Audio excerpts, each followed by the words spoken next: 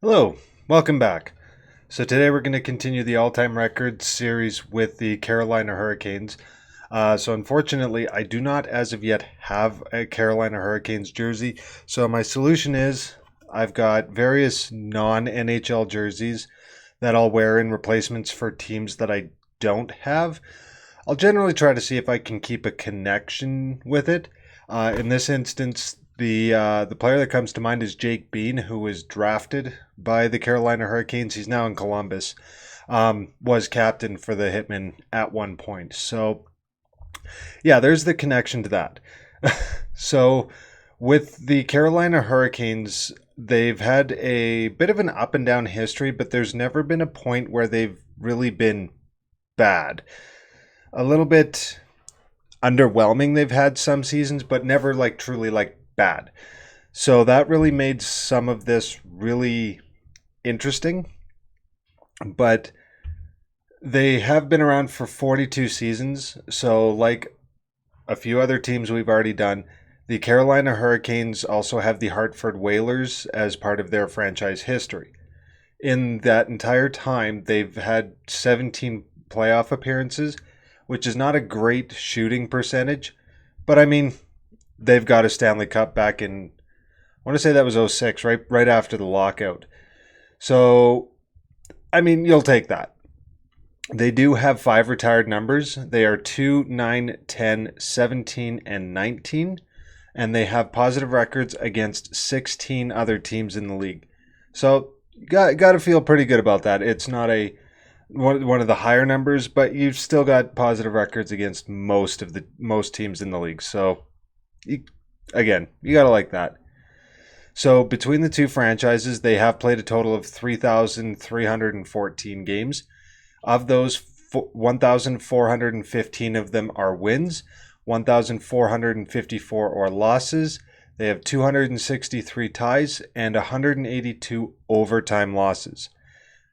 Again, same rules apply, so it's 15 wins versus a total of 1,899 total losses, which gives you a win percentage of about 43%. That's not great. I think the only team so far that's been lower than that is Arizona, but they're a team that right now is catching traction. And they look like they have a team that, with a few small moves, they could have a team that would be able to garner regular success over time. So I wouldn't be surprised if I was to look at this in a few years and that percentage has actually gone up. So that's not a bad thing. But yeah, that win percentage so far I think is second lowest so far. Now, when we look at a breakdown of each team, the Carolina Hurricanes like playing against the Winnipeg Jets. That's kind of a no-brainer on that one. They do have a 633 points percentage on that, and they don't really like playing the Calgary Flames at .386. That number actually surprised me because Carolina and Hartford don't play the Calgary Flames very often, or Atlanta Flames. Um, I forget that Calgary typically will do well against the Carolina Hurricanes. But when we go through the record, what really stood out to me is that of the entire Metropolitan Division, they only have two teams that they have winning records against. So that kind of really stood out. We haven't seen that yet, where the a team struggles against the division. So uh, yeah, Pittsburgh Penguins is just under 50%. Again, with Carolina improving, I imagine that that percentage is going to come up, and they will be at least with Pittsburgh over 50%.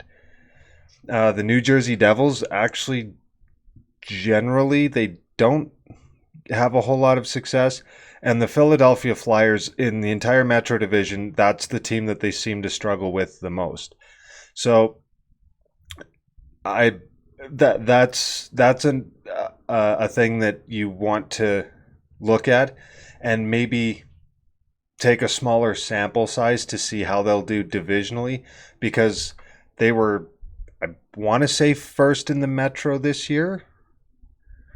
I can't quite remember. So that doesn't line up to what we actually see here, but historically over the franchise's existence, the Metro is one of their least favorite places to play.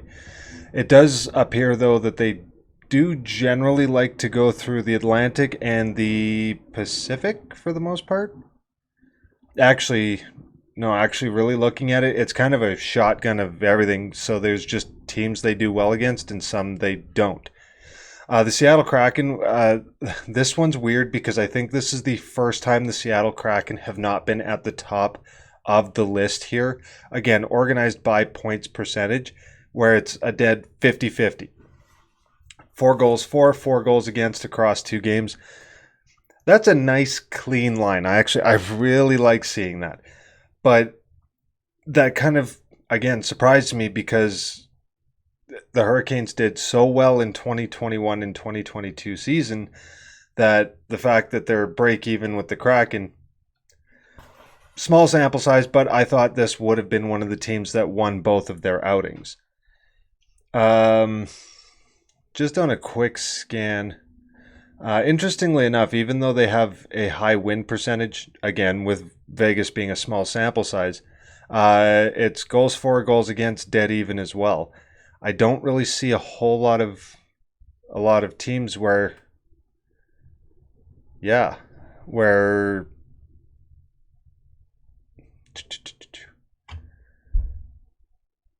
this is a bit of an oddball because they don't really have anywhere where they run away with the scoring.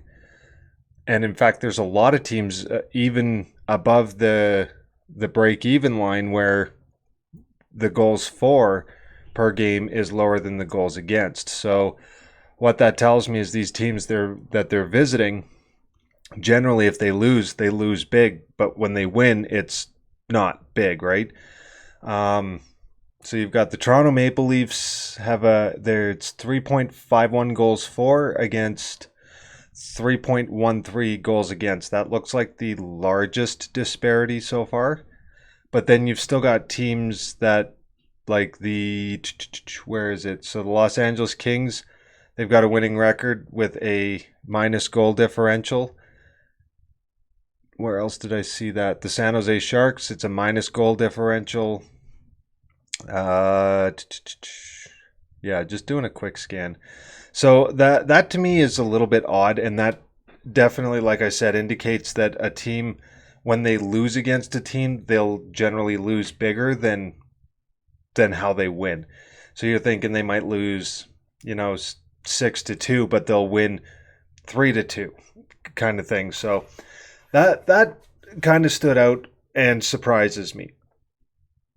But they got a lot of teams here that they don't generally outscore historically. So I would have to take a further look into what era that came from. I would think that that's right around the 2010 era where they weren't, 2010 to 2015, where they really were not an outstanding team.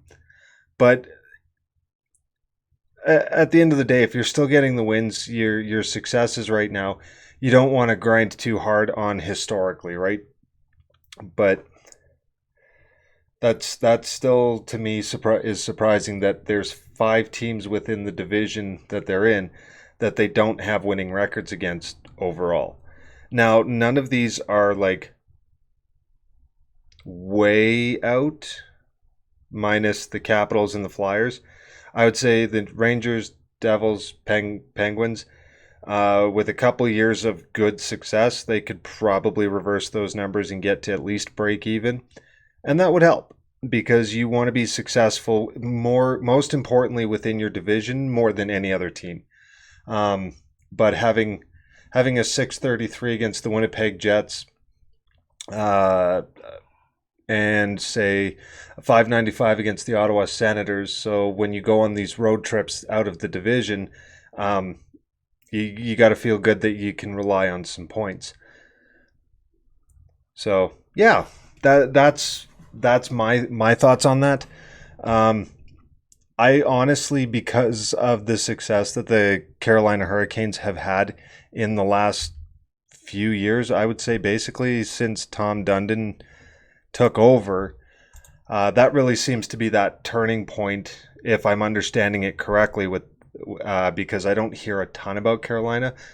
When I think about that, they've been a highly offensive team. So seeing that historically they're not, between the Hurricanes and the Kraken and the Whalers, that's yeah, I honestly don't know what to make of that. But I'd like to know if anybody knows anything about their history that we may not know about. They'd like to share a fun factoid. And yeah, I'm excited to see these numbers come up for Carolina, because I like to see when teams that aren't these powerhouses for forever start taking top spots and making it much more interesting.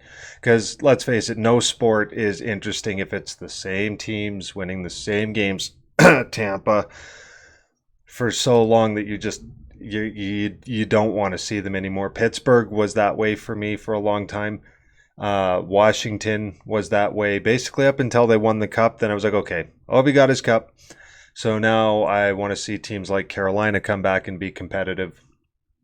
But yeah, that was a brief overview of the Carolina Hurricanes and Hartford Whalers history. Let me know what you think about this record. Did anything stand out to you guys? Tomorrow will be, I do believe, Chicago. So that'll be an interesting one to look at. Granted, it's an original six team.